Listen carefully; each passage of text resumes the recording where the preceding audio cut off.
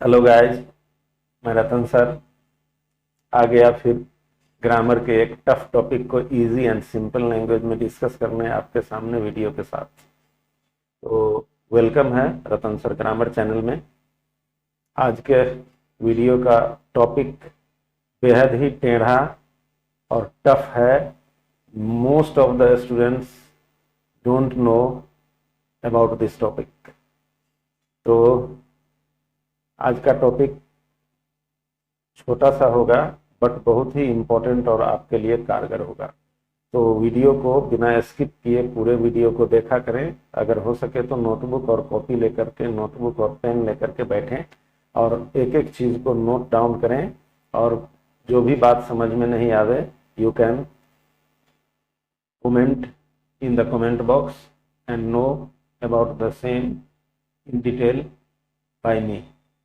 तो शुरू करते हैं। आज का टॉपिक है ग्रामर का नरेशन। नरेशन बहुत ही इंपॉर्टेंट टॉपिक होता है। नरेशन, इसको हिंदी में कथन कहते हैं। इसका दूसरा भी नाम है स्पीच।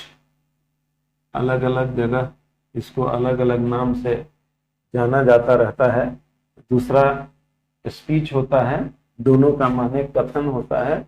और कथन करके या स्पीच करके हिंदी व्याकरण में कुछ भी नहीं होता। तो ये प्योरली इंग्लिश ग्रामर का टॉपिक है। इसको अच्छी तरह से समझें। पहले सबसे पहले नरेशन होता क्या है। तो ये नरेशन या स्पीच जो वर्ड है वो बना हुआ है, एक वर्ब है टू नरेट। इसका माने होता है टू से या टू आस्क या टू टेल या टू रिपोर्ट। सभी का माने होता है कहना। और इसी कहना से कथन बना हुआ है, नाउन। तो नरेट से नरेशन नाउन बना है और इसको इंग्लिश ग्रामर में बहुत ही इंपॉर्टेंट माना जाता है।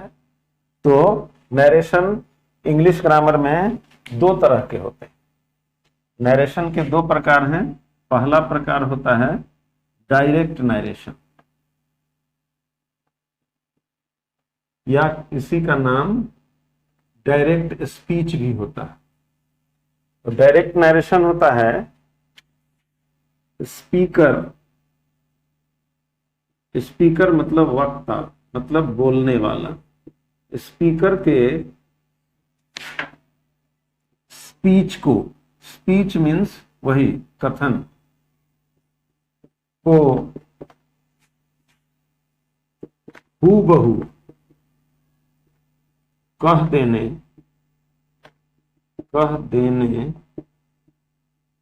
को डायरेक्ट नरेशन या डायरेक्ट स्पीच कहा जाता है।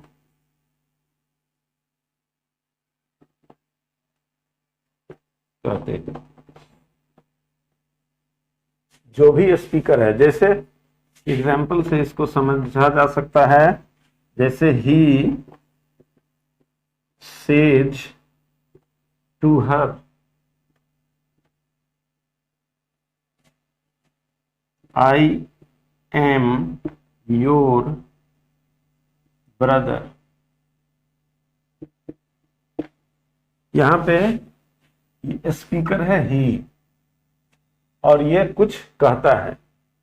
डायरेक्ट नरेशन में इस स्पीकर का जो स्पीच है ये है, और यही है डायरेक्ट नरेशन में। उसने उससे कहा, उससे मतलब हर से, हर कोई लड़की है, किसी लड़के ने किसी लड़की से कहा आई am your brother.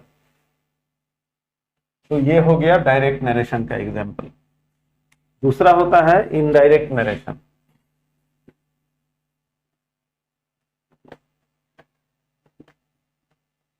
Indirect narration या इनडायरेक्ट स्पीच, इसमें speaker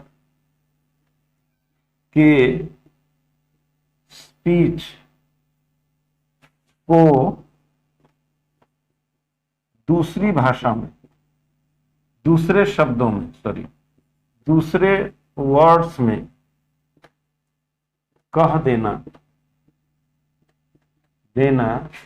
indirect narration. Indirect narration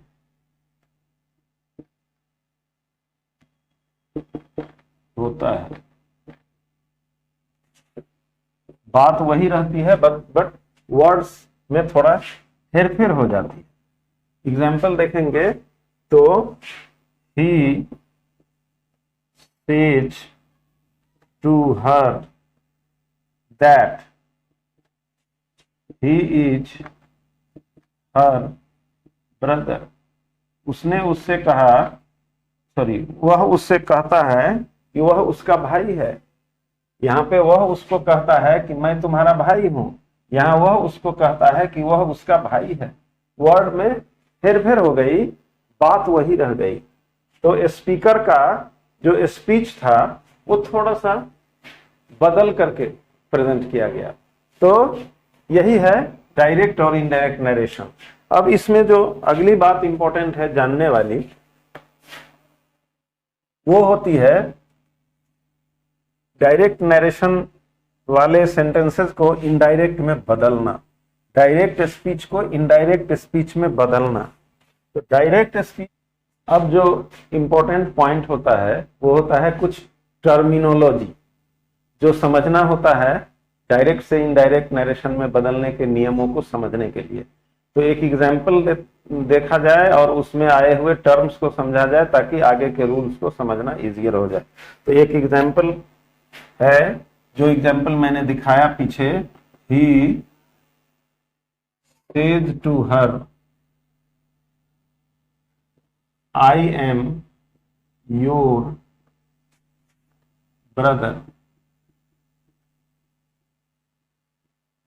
इसमें इसको एक नंबर पे, फिर ये 2, 3 और 4, ये 4 टर्म समझना इजियर, समझना इंपॉर्टेंट है ताकि नियम समझने में आसानी हो जाए। तो पहला नंबर जो है उसको कहेंगे रिपोर्टिंग वर्ब। रिपोर्टिंग वर्ब, इसको हम लोग आरवी नाम से जानेंगे। ये क्या होता है ये जानिए।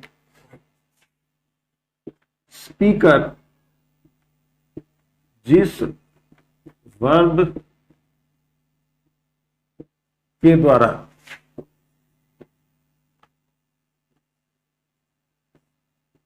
किसी को कुछ कहता है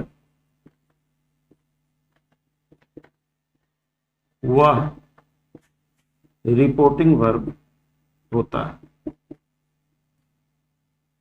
दूसरा number, subject to the reporting verb. इसको समझना एकदम चुटकी का खेला है कि आरवी की बाईं ओर वाला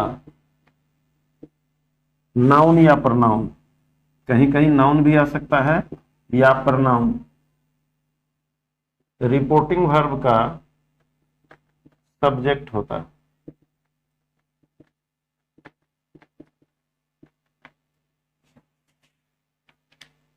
तीसरा पॉइंट,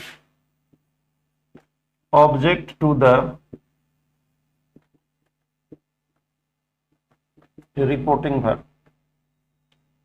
ये रिपोर्टिंग वर्ब की दाईं ओर वाला नाउन या प्रनाउन रिपोर्टिंग वर्ब का ऑब्जेक्ट होता है।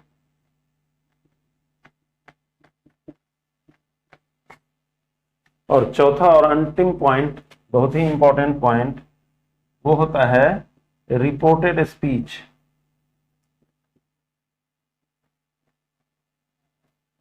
इसको हम लोग RS बोला करेंगे। स्पीकर जो कुछ भी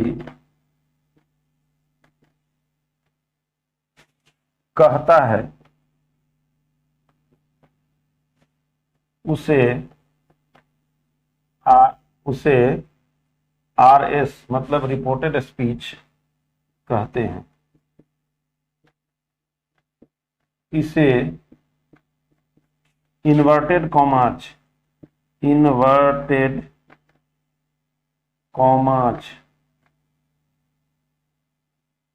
कॉमा ऐसे लिखा जाता है, कॉमा ऐसे, इन्वर्टेड कॉमाज ऐसे होगा, या तो ऐसे या नहीं तो दूसरे तरीके से भी इसको लिखा जाता है, सिंगल इन्वर्टेड कॉमाज। कॉमा में एस लग के प्लूरल हो गया है इसलिए कॉमाज। तो कभी कभी 2 कॉमा इधर से 2 कॉमा उधर से, और कभी कभी एक एक कॉमा, या तो 1 कॉमा इधर 1 कॉमा इधर, ऐसे इस बीच में रिपोर्टेड स्पीच, यहाँ पे इस बीच में रिपोर्टेड स्पीच को रखा जाता है। तो इन्वर्टेड कॉमाज के अंदर रखा जाता है। यहां पर ये इसको समझना इंपॉर्टेंट होता है। जैसे she said to me, comma यहां, फिर ये इधर से 2 comma, I am ill, full stop, यहां फिर 2 कॉमा। इन्हीं चारों को इन्वर्टेड कॉमा कहते हैं। इन्वर्टेड का मतलब होता है उल्टा। अगर इसको सीधा माना जाए तो ये उसके सामने उल्टा होगा, इसको सीधा माना जाए तो ये उल्टा होगा। कभी कभी ये 1 कॉमा भी रहता है, कभी कभी 2 कॉमा। तो सिंगल इन्वर्टेड कॉमाज अथवा डबल इन्वर्टेड कॉमाज, इसीलिए इनको कहा जाता है। तो ये हुआ रिपोर्टेड स्पीच। कभी कभी इससे अलग भी कुछ तरह के सेंटेंसेस सामने में आ सकते हैं। तो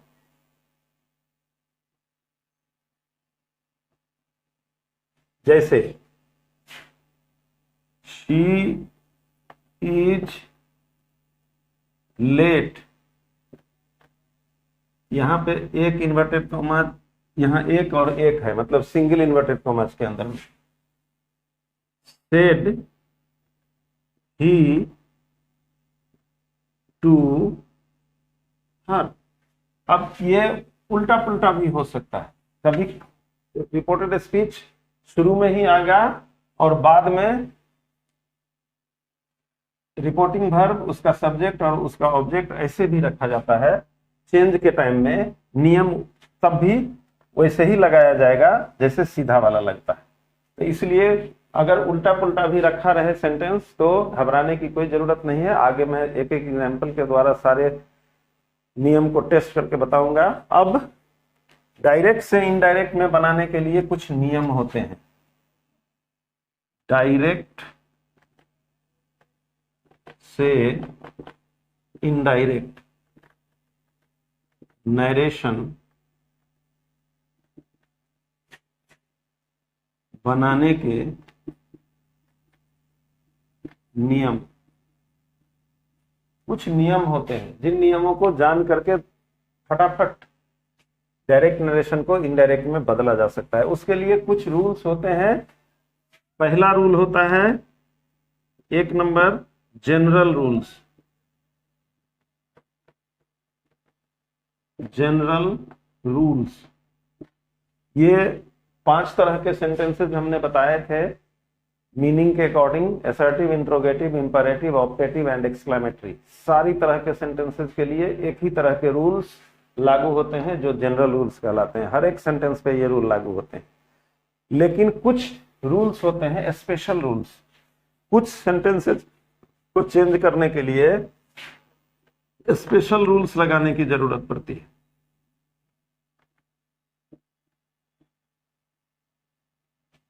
यहाँ पे स्पेशल रूल्स हर एक सेंटेंस के लिए अलग अलग स्पेशल रूल होता है। जैसे असर्टिव सेंटेंस का अलग स्पेशल रूल, इंट्रोगेटिव का अलग, इंपरेटिव का अलग, ऑप्टेटिव का अलग और एक्सक्लेमेटरी के लिए अलग। तो दो तरह के रूल्स होते हैं, दोनों रूल्स को हम लोग डिस्कस करेंगे। जनरल रूल्स फिर तीन तरह के होते हैं, change of person, change of tense and change of other words. तो ये सब सारा डिस्कशन नेक्स्ट वीडियो में करते हैं। आज इस वीडियो में इतना ही।